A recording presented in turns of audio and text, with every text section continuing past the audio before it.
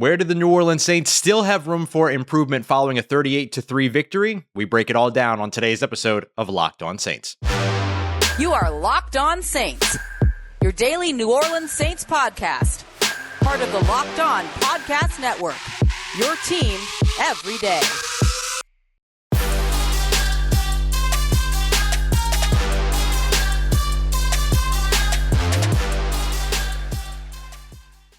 What is good, Who Dat Nation and Who Dat family? Welcome in to another episode of Locked On Saints, your daily podcast covering the New Orleans Saints, part of the Locked On Podcast Network, your team every day. Ross Jackson here at Ross Jacksonola on Twitter, Canal Street Chronicles, Locked On NFL, and here with you every single Monday through Friday on Locked On Saints. On today's episode, the New Orleans Saints are preparing again to be without another key starter. Our Film Watch Wednesday sheds some light on where the Saints can still improve, and Doug Mouton of WWL joined to talk about the Saints' win against the Packers and look ahead to the Carolina Panthers. We got all that and a little bit of lagniappe for you on today's episode of Locked On Saints, your team every day. All right, family, it is a Wednesday edition of Locked On Saints, so we're going to get to our Film Watch Wednesday as well as our WWL Wednesday here in just a moment. But first, I want to start off with some big news for the New Orleans Saints, who continue to find and have to battle their way through adversity. This time, the injury to Erik McCoy that was expected to be a calf strain before initial testing has finally come back, and it is indeed a calf strain. And the New Orleans Saints center, who has been outstanding since he was drafted just a few years ago, is expected to miss some games and miss some time. There is a possibility that he goes on injured reserve. Remember, this year, injured reserve, just like last year, only requires missing 3 games, not the former 6 to 8 games and having to be designated to return and all that stuff. Ain't got to worry about all that. 3 games if you're on injured reserve, and then you can come back to the team. So the New Orleans Saints could allow him to sit out those 3 games. They could end up moving him to injured reserve and keep him there through the bye week, maybe even take him off during the bye week, however it is that they want to work it out. But regardless, they'll need to figure out a solution at the center position right now. Now, during the game on Sunday, you saw Cesar Ruiz shift over to center, and then you saw Calvin Throckmorton come in at right guard. They played well in those positions, but you've spent the entire offseason developing Cesar Ruiz as a guard.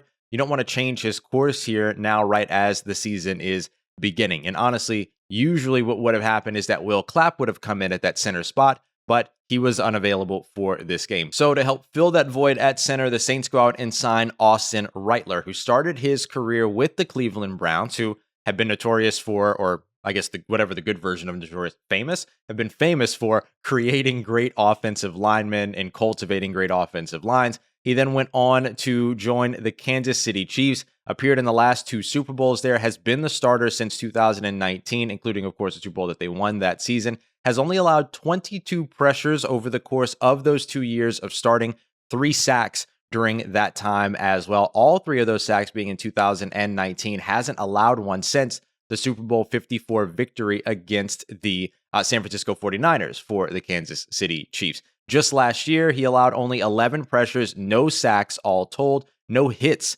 even on the quarterback. Now, of course, Patrick Mahomes' ability to evade pressure and to, be that mobile magician in the backfield certainly has something to do with that. But regardless, Reiter has been a very consistent and very good offensive lineman, a bright spot in an offensive line that struggled over the last couple of years in Kansas City. A lot of Kansas City fans and media were a bit confused and even upset on the fan side that Reiter was released or didn't end up reaching another contract, really, with the Kansas City Chiefs. He became an unrestricted free agent, and everyone assumed that he would go out and make big money. You heard the numbers. Only 22 pressures over the last couple of years, 3 sacks, no sacks at all, or hits even on the quarterback last year. He had a great 2020 season.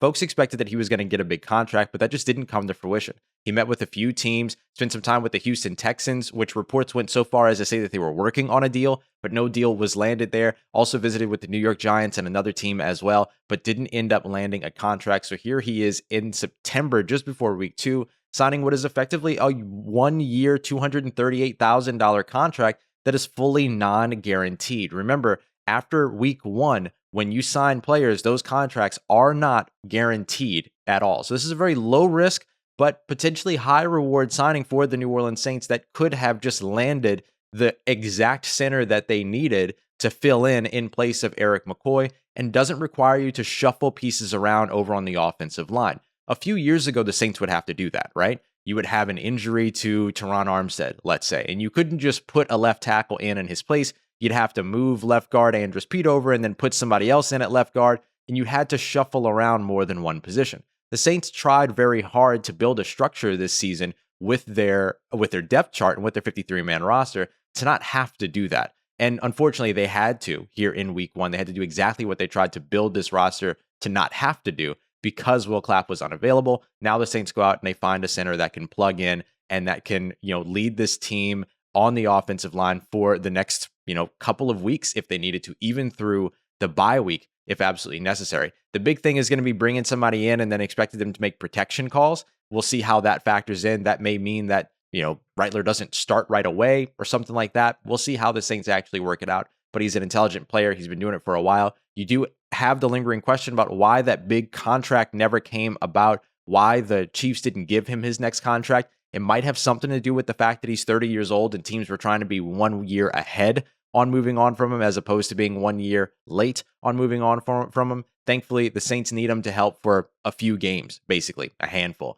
And that post bye week New Orleans Saints roster is going to look very different than the New Orleans Saints roster that we're seeing right now. That timeline matches up. If Erik McCoy goes to injured reserve for that long and returns after the bye, he'll be joining Marcus Davenport, David Onyemata, as well as Michael Thomas in that sort of expected return range, being those first few games after the bye. So this team in a couple of weeks going to look very different than this team right now. And especially if they continue to win right now, that's going to be a huge benefit for them as the season moves along. If they want to continue to win, they'll still have to make some improvements. Yes, a 38-3 victory is great, but you're always looking for where you can get better. That's certainly been the New Orleans Saints MO over these last few seasons in particular. So we went ahead and dug into the film. We're going to talk about where the Saints can still improve a little bit going into their next matchup against the Carolina Panthers. We've got that and much more for you on today's episode of Locked On Saints. But first, I want to remind you that the Saints right now are favored in that game against the Carolina Panthers, -3 on the road. They are road favorites,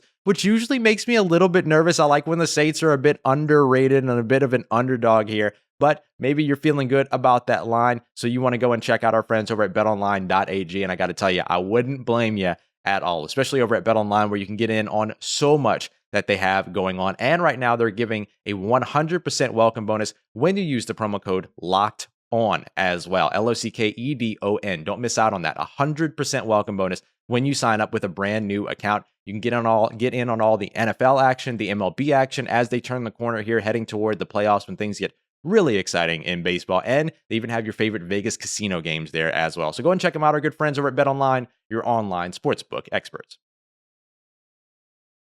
All right, family, continuing on with today's episode of Locked On Saints. First of all, I want to say I see the listen numbers. I see the view numbers over on YouTube, and thank you. I'm overwhelmed with the amount of support that we've had here on the show, and I thank you very much. Those of you that are new to the channel, those of you that are new to the show, those of you that have been here and supporting from the jump or halfway through, however long you've been here, I don't care. I just thank you so much for all of the support. So let me continue to give you the content that you're here for. Let's talk more New Orleans Saints. Let's get right into it.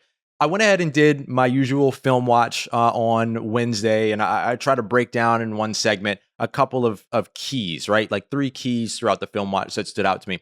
And I thought, what can I give you that's different? What can I give you that you're not just going to be able to get anywhere else? So I will put my focus on where the Saints can improve. And I came up with 3 major areas where the Saints can definitely get better even after a 38-3 victory against the Green Bay Packers, which was a huge win for them. And I'm not trying to discount what they did, but you want this team to get better than they were in week 1 by the time that they get to week 17.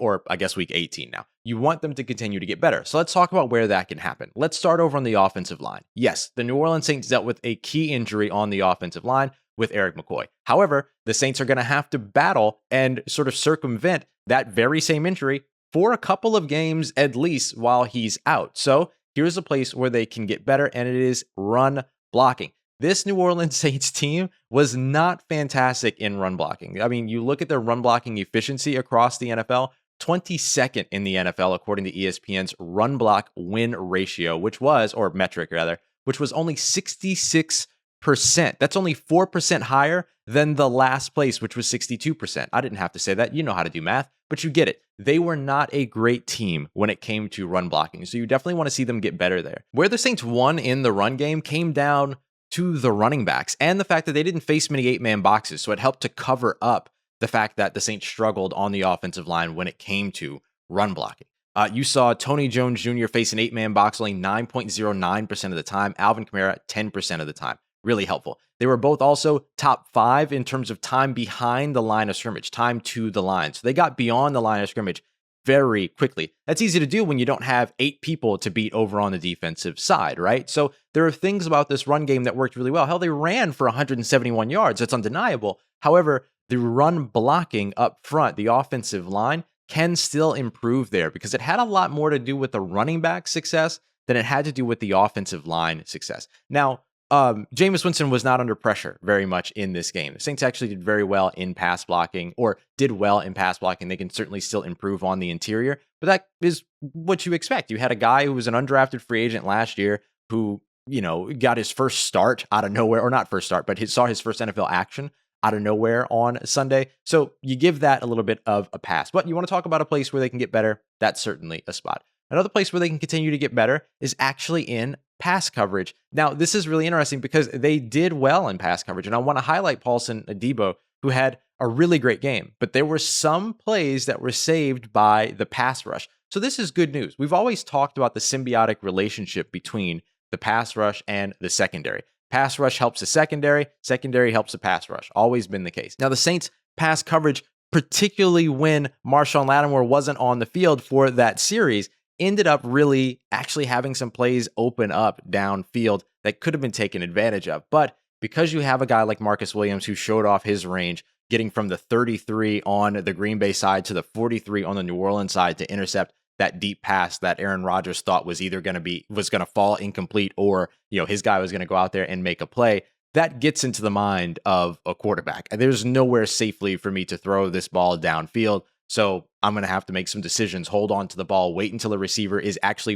looks more open than when I usually would throw the pass, right? So you saw all of those things get into the mental side of the game and benefit the Saints secondary. But from a pure just coverage standpoint, there were some plays that opened up downfield. So you do want to clean those up just in case at some point you're going up against a better offensive line that's not starting 2 rookies and doesn't have a left tackle that's playing out of position, and the pass rush isn't able to get home as quickly and efficiently as they were able to early on in this game for the Saints against Green Bay. So you want to see some of those things clean up over on the defensive side. The last thing that I'll mention is wide receiver separation. Now, the New Orleans Saints going out and signing Kenny Stills should get some help in this category. Kenny Stills is a natural separator because of his speed. He doesn't have to stack in that the way that you have to generate separation naturally if you're, a 4.5, a low 4.4, I guess high 4.4 type of receiver. Kenny Stills is a burner, right? So he can naturally create separation in crossing routes, even deep routes,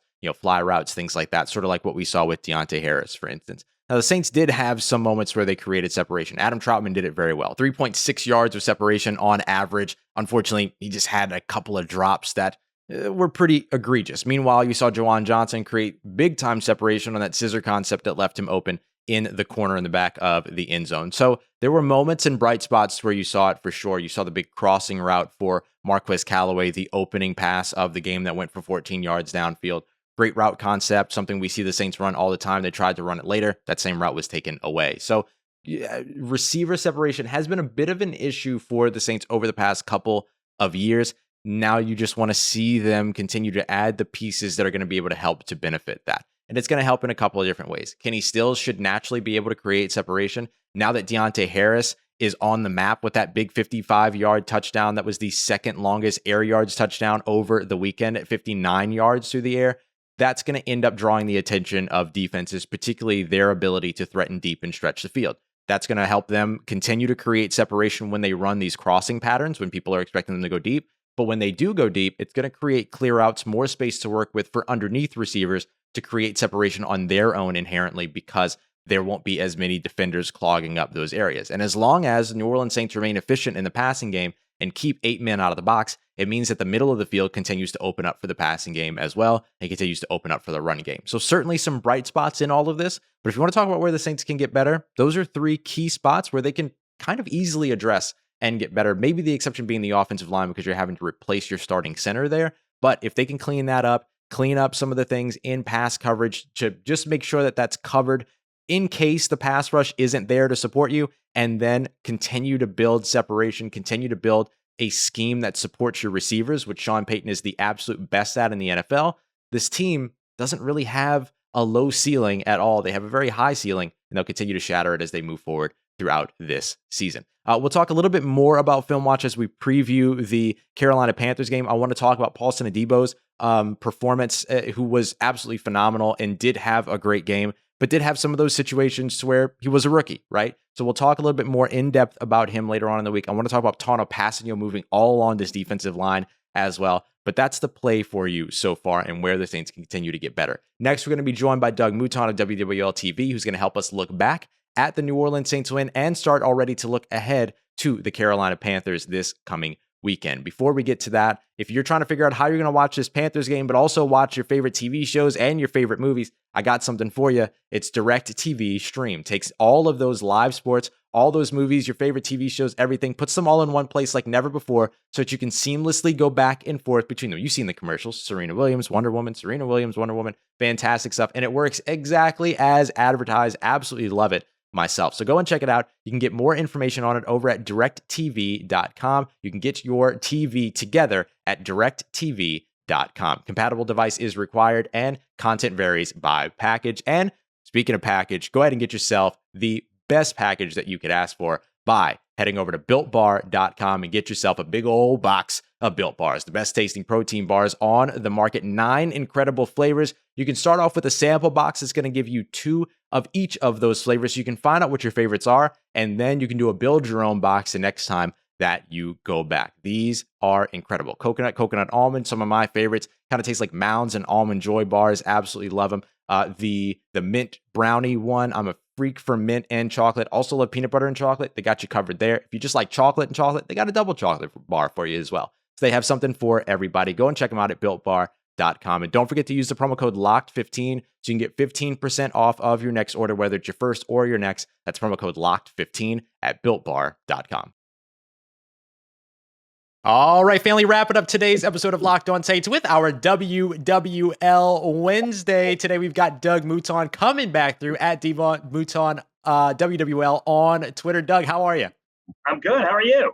Doing just fine. Thanks so much for joining us here this week. Now, we had a huge performance from the New Orleans Saints to open up the 2021 NFL season, setting the tone with a 38-3 blowout of the Green Bay Packers in Jacksonville. Let's start off with the performance that we saw from Jameis Winston. Was that performance what you expected to see from him? And is it something we should expect moving forward?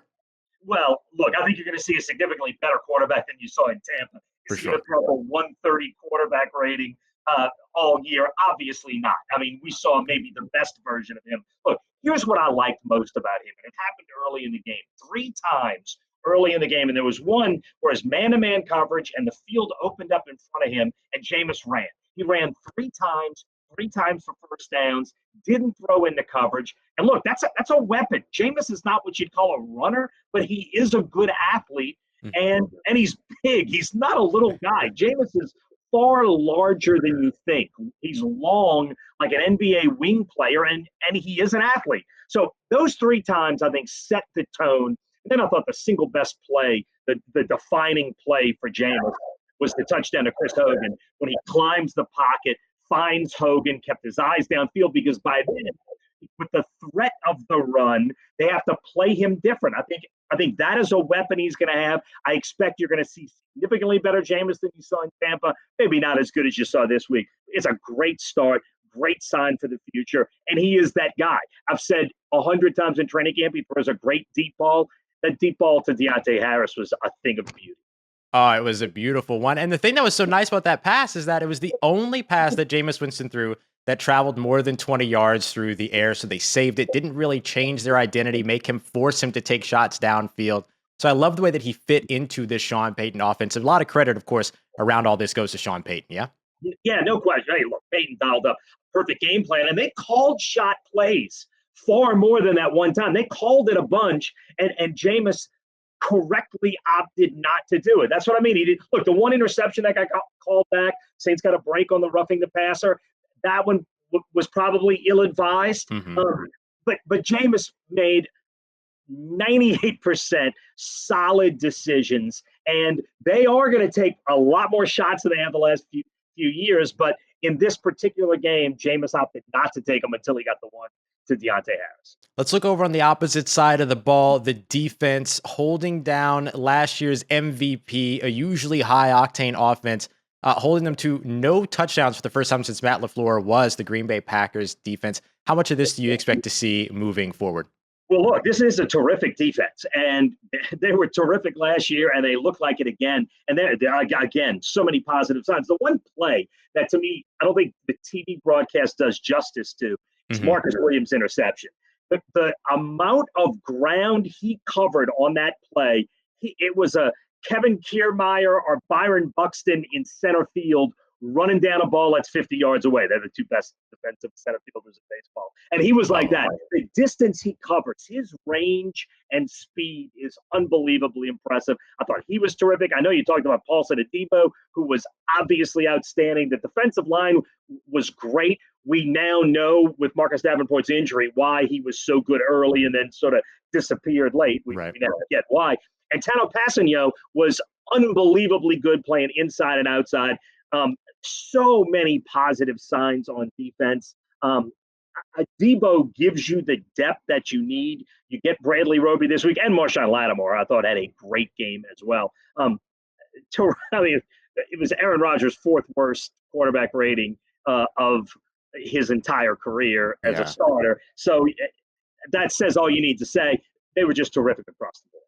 Now, as the New Orleans Saints turn their attention to the division rival Carolina Panthers traveling to Carolina, what are your expectations upcoming in this game? Anything that you expect to be even better than we saw last week, or a place where you're maybe looking to see, hey, there might be a little bit of a drop-off here?